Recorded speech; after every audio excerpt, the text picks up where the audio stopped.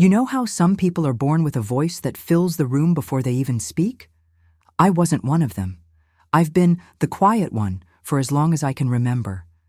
At school, in meetings, at family dinners, hell, even on my wedding day. Someone leaned over to my husband and whispered, "She's so quiet. Is she okay?"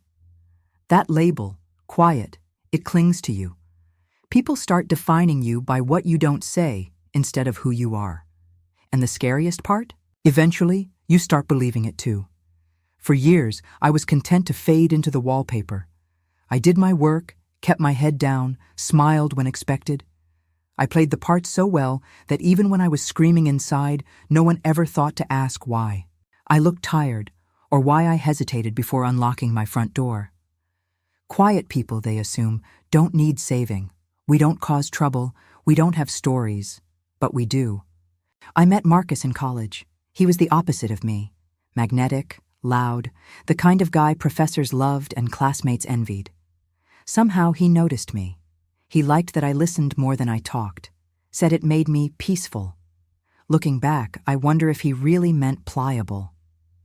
At first, it felt like a dream, the way he'd introduce me to people like I was something fragile and precious. He'd smile and say, "She's shy, but she's got the biggest heart." And I'd blush, not because I was flattered, but because I didn't know how to explain that it didn't feel like a compliment. It felt like a warning. It took me 5 years to realize that when you're too quiet, people start speaking for you. Sometimes gently, sometimes with venom. This story isn't about being quiet, though. It's about what happens when someone assumes you'll stay that way, and what it sounds like when you finally make them listen, in court, with the whole damn room silent for you. Because I may have been quiet for most of my life, but I've never been stupid. You can learn a lot about people by how they behave when they think you're not a threat. At work, I was that quiet guy in the corner cubicle, the one who always had earbuds in, not because I was listening to anything, but because it gave people an excuse to leave me alone. I showed up on time, turned in clean reports, never missed a deadline. I was the kind of employee bosses love and coworkers forget exists. That job wasn't my dream. It wasn't even in my field. But after my parents passed, and Marcus and I had just gotten married, I needed something stable. Something that paid the bills. I told myself I could always pursue my passions later. Later never came. The company was mid-sized, mostly mid-level egos with mid-life crises. Lots of office gossip, casual favoritism, unspoken cliques. And one thing they all agreed on? I was too quiet. At first it was jokes during team meetings. "Let's check if he's still breathing back there." Then came the nicknames. Ghost, Mute, Shadow. I smiled, pretended to take it in stride. That's what you do when you don't want to stir the pot, especially when the pot is boiling with people who have influence over your paycheck. But the real shift happened when Rachel joined the team. She was sharp, loud, and beautiful in that way that made the office lean in when she spoke. She caught on to the office rhythm quickly, who to flatter, who to mock, how to spin nothing into credit. I watched her rise in a matter of weeks, like a balloon caught in an updraft. It was subtle at first, a joke here, a smirk there. Then she started saying things like, "You know, if he ever actually said anything, maybe we'd know what he even does all day." And people laughed. Every single time. The worst part, she made it look fun, like it was a game. Like my silence was an invitation to fill in the blanks. And no one stopped her. Not the manager. Not HR. Not even the coworkers who'd smile at me apologetically after meetings, like that made them allies. Then one afternoon, I opened a shared spreadsheet and found a tab labeled Silent Salaryman. I clicked. Inside was a list of exaggerated mistakes I'd supposedly made, with GIFs and memes. One of me photoshopped into a mime outfit. It had been shared, commented on, by everyone. That's the moment something in me fractured. Not broke. Fractured, like the first crack in a windshield that spreads slowly but inevitably. I closed my laptop quietly, and I started to plan. Because they thought I was harmless. But they forgot something important. The quiet ones? We listen, we watch, we remember everything. I didn't report the spreadsheet. Not right away. I told myself it wasn't worth it, that I was overreacting, that if I kept my head down, it would blow over like every other time they treated me like a punchline. But the truth was, I was scared. Not of them. Not really. I was scared of what it would mean to speak up. Because once you use your voice, you can't take it back. You can't unring that bell. You become a problem, a liability, a thing that makes everyone else uncomfortable. Not because of what you did, but because you refused to pretend it didn't happen. So I stayed quiet, and they took it as permission. The jokes escalated. Rachel started narrating my daily activities in meetings like she was doing stand-up. Let's all thank our resident monk for another hour of holy silence. The room would explode with laughter. My manager, Kevin, would do that smug, half-smile, like he was too cool to intervene but just amused enough to condone it. But the incident, that was different. That wasn't just a joke. It was a Thursday. I remember because it was bagel day, and I had taken one to my desk and forgot to eat it. I spent most of the morning rebuilding a corrupted database that no one else even noticed was failing. Around 3 p.m., Kevin called an impromptu meeting. "Everyone to the war room," he'd said. "Urgent." I walked in and instantly knew something was off. The lights were too bright. Everyone was already seated. There was a chair set at the front of the table, alone. Kevin gestured to it. "Sit." I did. Rachel was smiling in that tight, polite way people do at funerals. I should have known. Kevin cleared his throat and pulled up a PowerPoint. On the screen behind him was a single slide. Concerns regarding performance and conduct. That phrase, it doesn't sound like much. But the bullets beneath it did. Missed deadlines, lack of team communication, insubordination, behavioral issues, discomfort raised by female colleague. That one hit like ice water down my spine. "Rachel," Kevin said, gesturing. "Go ahead." She launched into a rehearsed speech, said I made her uncomfortable, that my silence was hostile, that I stared too long and invaded her space, that she felt threatened. I couldn't speak. My mind was screaming, "What the hell is happening?" I looked around the table. No one met my eyes. No one. Not even Janet from HR, who'd once confided in me about her divorce and cried in the break room. I opened my mouth to defend myself, and nothing came out. Just breath. Rachel smiled like she'd won something, like she expected me to shrink, to apologize, to disappear like I always had. But something shifted in me in that moment. It wasn't rage. It wasn't shame. It was clarity, crystal, white-hot clarity. They weren't just laughing anymore. They were building something, a case, and I knew exactly where this was going. They wanted me gone. That night, I didn't sleep. I started printing emails, downloading files, and calling a lawyer. The thing about working in silence for so long is people forget you're there. They talk around you, through you, even over you, but rarely to you, and that means they get comfortable, reckless even, and when people get comfortable, they get sloppy. I didn't go nuclear right away. That would have been too easy, and too fast. I needed time. I needed proof. And most of all, I needed to listen. That's when I started to notice the cracks behind the polished glass of corporate professionalism. My office didn't have closed doors. It had thin walls, cubicles, shared drives, Slack messages left open. On screens when someone stepped out for lunch.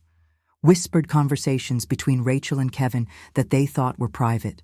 I started documenting everything. Dates, times, comments. Every passive-aggressive Slack ping. Every HR policy they tiptoed over. I even bought a small audio recorder, legal in our state, as long as one party in the conversation consents. That party was me. And what I started capturing behind those closed doors, it was vile. There was a day, Friday, afternoon.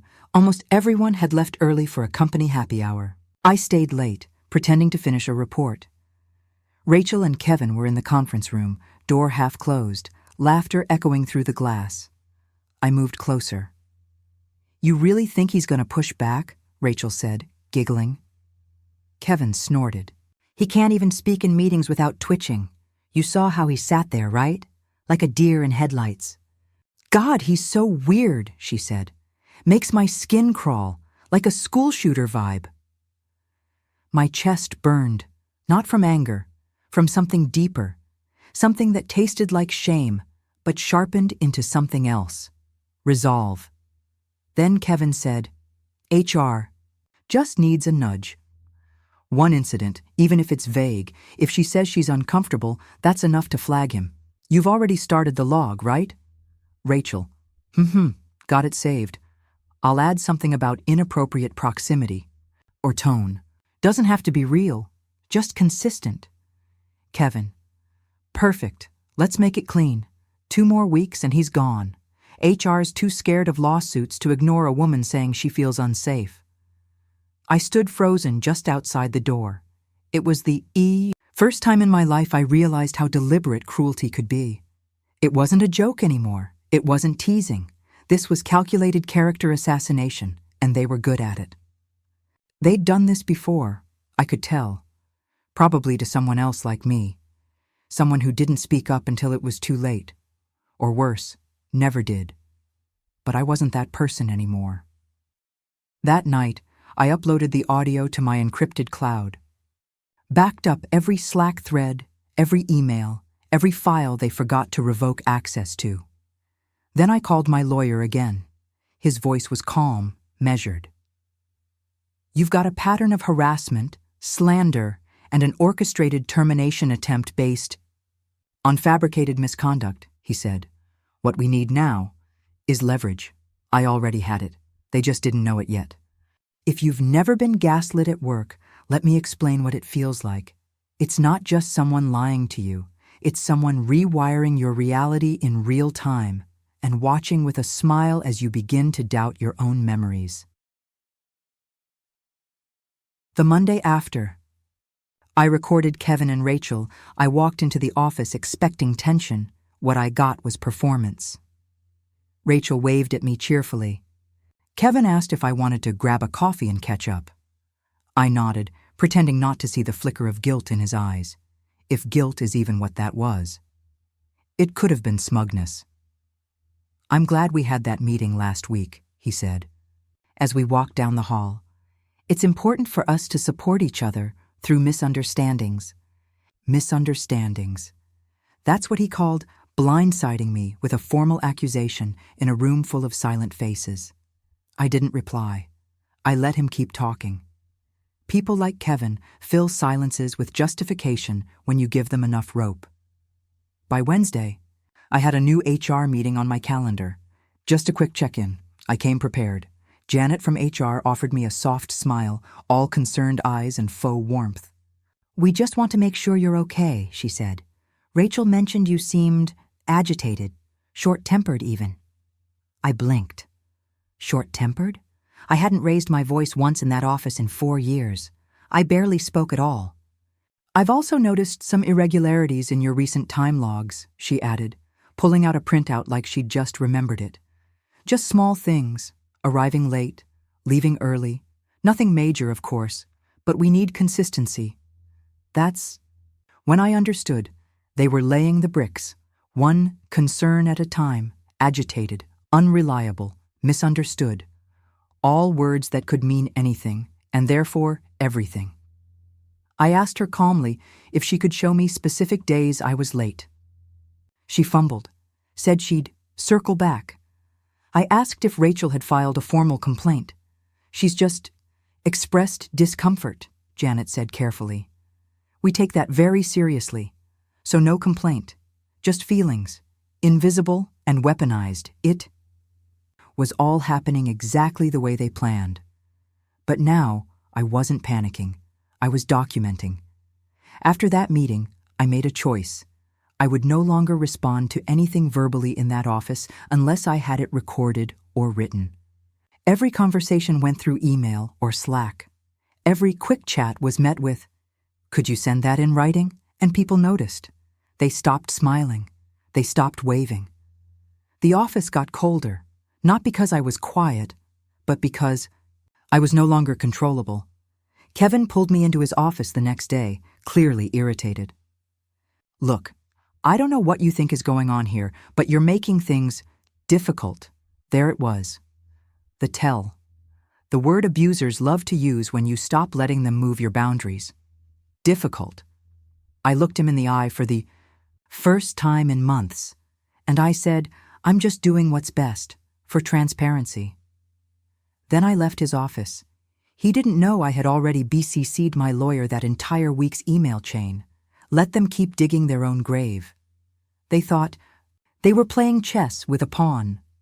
They hadn't realized the pawn had stopped following the rules. There's always a moment, a single irreversible crack where civility dies, and what's really been festering under the surface spills out. For me, that moment came on a Thursday. Fitting, really, exactly 2 weeks since the incident. They always said I was quiet, but silence isn't surrender, it's pressure, and the more they applied, the closer I got to rupture. It started with a meeting invite, subject line, final review, performance concerns. Final, that word hit different, like a slow breath before impact. It was scheduled for 10 a.m. ICE showed up at 9:58. Rachel was already there, seated beside Kevin. HR sat across from them like referees who'd already picked a side. I could smell the setup before they even opened their mouths. Kevin began, "We've had multiple concerns from your team about your inability to integrate, your resistance to feedback, and an overall decline in productivity." He said it like a script, like he'd practiced in front of a mirror. Rachel added, with the performative concern of a reality show villain, "I really wanted this to work. I tried to give him space, but it's honestly made me scared to come in some days." She looked at me when she said it, held eye contact, like she wanted to see if she could still get a reaction. I didn't give her one. Not yet. Then Kevin dropped the final blow. "Given the pattern of behavior and the concerns expressed, we're moving forward with a termination. Today will be your last day." There it was. No warning, no improvement plan, no final chance, just a curtain drop. I looked at the faces in that room. Janet, pretending to be neutral. Kevin, already reaching for the pre-written termination packet. Rachel, victorious. But they'd miscalculated one thing. They thought this was the end. They thought firing me would silence me. Instead, it set me free. I reached into my bag and pulled out an envelope. Thick, stiff, legal weight paper. "I figured this was coming," I said, my voice steady for the first time in weeks. "Which is why my lawyer wanted me to give you this. In person." Kevin froze. Rachel's smirk evaporated. Janet blinked. "Your lawyer?" "Yes," I said, "and he's been reviewing my documentation for the past 10 days, including the audio recordings, the Slack messages, the falsified performance claims, and the meeting where you discussed manufacturing HR complaints to justify a termination." Rachel turned pale. Kevin's hand slowly retracted from the termination packet. Janet reached for the envelope, visibly shaking now. "You recorded conversations?" I nodded. "In a single-party consent state?" "Yes. Multiple. All admissible. All transcribed. And all sent to my legal counsel and backed up in triplicate." The silence in that room? Glorious. It wasn't just the silence of guilt. It was the silence of people realizing, maybe for the first time, that the quiet one had receipts. "I'll be leaving now," I said, standing. "Please direct any further communication to my attorney." And I walked out, calm, slow, steady, no yelling, no breakdown, just the kind of silence that shatters careers. What they didn't know was that the storm had just begun, and I wasn't done being heard. When I walked out of that office building for the last time, the air hit different. The world outside was still, the sky a muted gray, the streets half empty, like the city itself was holding its breath. I didn't cry. Not then. I didn't scream, or collapse or call someone to tell them I'd just lost my job. I just walked, block after block, past the coffee shop where no one ever remembered my name, past the bus stop where I once overheard Rachel mocking someone's outfit to Kevin, all the places where I was invisible. It felt like I was shedding skin. By the time I got home, the envelope was already open on Janet's desk, and my lawyer had received 2 urgent voicemails from corporate counsel. We didn't reply. Not yet. We let them sit in it. Let the emails pile up. Let the fear do what fear does best. Grow in silence. My lawyer's name is Harris, the kind of man who speaks slowly and carries 3 separate fountain pens in his jacket. He doesn't posture, doesn't yell. He just listens, really listens, and then moves like a scalpel. Precise, clean, lethal. He called me that evening and said, "You have a case, a strong one, but it's not just about the firing. It's about what they tried to build behind your back. You've got retaliation, defamation, hostile work environment, targeted harassment, and wrongful termination wrapped in a corporate bow." He said bow like it was gift wrapped for court. I didn't sleep that night, not because of fear, but because of clarity. For the first time in years, my mind wasn't looping through every little mistake I'd made or every conversation I wished I'd handled differently. It was focused, sharpened, ready. In the quiet of my apartment, I started laying out everything: hard drives, printed transcripts, time-stamped Slack messages, a timeline of every interaction, every escalation, every moment someone thought I was too small to fight back. And then, I did something I hadn't done in years. I wrote, not a memo, not a report, a statement, my story. In my words. The narrative they thought they owned, twisted, weaponized, reshaped to fit their version of harmless dismissal. I took it back. Paragraph. By paragraph, I rewrote myself from a liability to a witness, from a passive casualty to the plaintiff. And when I finished, I sat in the silence for a long, long time. It wasn't empty anymore. It was full, with intention, with proof, with everything I had never said until now. Let them scramble.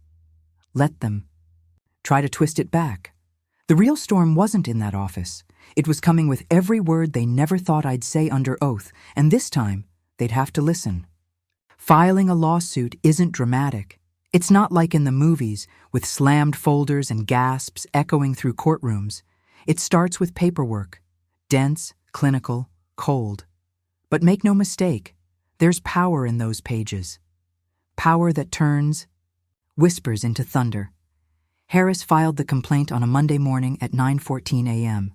He CC'd me on the confirmation email, subject line, "Filing complete, your voice official." I stared at those words for a long time. Then I opened the PDF and started reading. It wasn't just a legal document. It was a biography. My biography. Every insult, every joke, every piece of evidence carefully documented, numbered, dated. It felt surreal, seeing it all laid out so plainly. The years I spent questioning myself, wondering if I was just too sensitive, now transformed into undeniable fact. Count 1, hostile work environment. Count 2, defamation of character. Count 3, wrongful termination. Count 4, retaliation. In violation of state employment law. There it was, my silence, given form and structure and legal teeth. Harris called later that day. "You may get an email from their lawyers soon, or they might pretend they don't see it. Either way, we've got the upper hand." He was right. 3 days later, I got the first email from a corporate attorney named Laura Zimmerman, someone I'd never met, but who now addressed me with warm legalese, as if she hadn't been hired to quietly gut my credibility. She opened with the usual platitudes. "We are sorry to hear you feel this way." Then she offered a closed-door mediation. No fault admitted, of course, just a quiet settlement, strictly confidential. Quiet, always with the quiet. I sent the email to Harris. He didn't reply with words, just a single thumbs-up emoji and a PDF attached, our counteroffer. We weren't here to settle, not yet. Not until the truth had air to breathe. Word must have leaked internally, because that same day, I got a message on LinkedIn from a former employee. "Saw your name come up. You're not the first. If you need a witness, I've got stories." Then another, and another. One by one, people who had left quietly started finding me. People like me. People who'd been mocked, isolated, discarded. Their stories echoed mine like variations on the same twisted melody. Harris called the next morning. "This is bigger than I thought," he said. "They've done this before. They just never expected someone to speak up with evidence. I wasn't just filing a case anymore. I was cracking open a pattern. They called me quiet. But I wasn't the only one. And now we weren't quiet together. Let them lawyer up. Let them posture. Let them draft settlements they think I'll take just to move on. I didn't come this far to move on. I came to make it known." The courtroom wasn't as big as I'd imagined.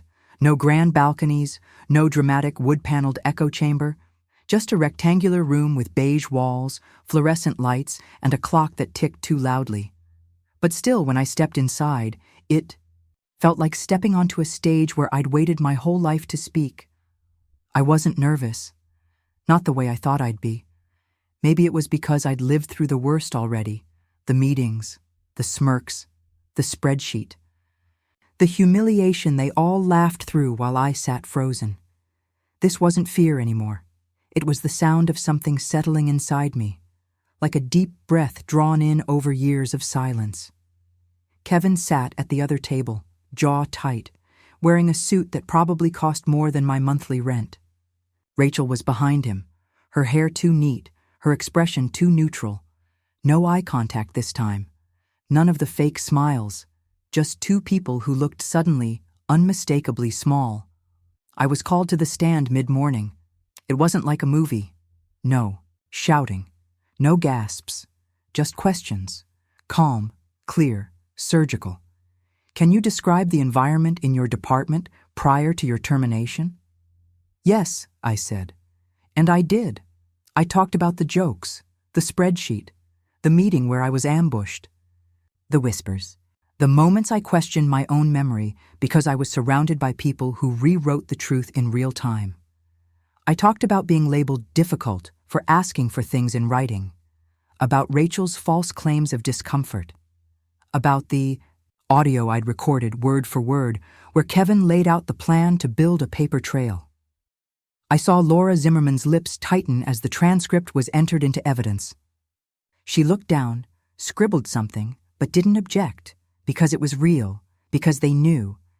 And then Harris asked the final question. "Why did you choose to pursue this when most people in your situation simply walk away?" I paused. "Not for drama. Just to find the words that had lived in me for years. Because people like me, we don't always get to be heard. We're written off as fragile or forgettable. Quiet means invisible to them. But silence isn't consent. It never was. And I needed them, and everyone else like them, to understand that being quiet doesn't mean I was weak. It just means I was waiting. Waiting for the moment to speak. Waiting for the room that had no place for my voice to require it. I looked over at Kevin, and this time, he looked away. The judge nodded. Court adjourned for the day. I stepped off the stand not as a victim, not even as just a plaintiff, but as something they never saw coming, the voice they couldn't ignore. They said the verdict would come down in the afternoon. I got there early anyway. I didn't sit in the front this time. I sat in the middle, center row, hands folded, heartbeat calm. Harris sat beside me, thumbing through notes he didn't need anymore. Rachel wasn't there. Kevin showed up late. No tie, pale, sweating. He knew, everyone knew. The silence in the courtroom wasn't nervous, it was loaded, anticipation thick in the air. Like the moment right before thunder splits the sky. The judge entered, the room stood, the gavel tapped, and then came the words.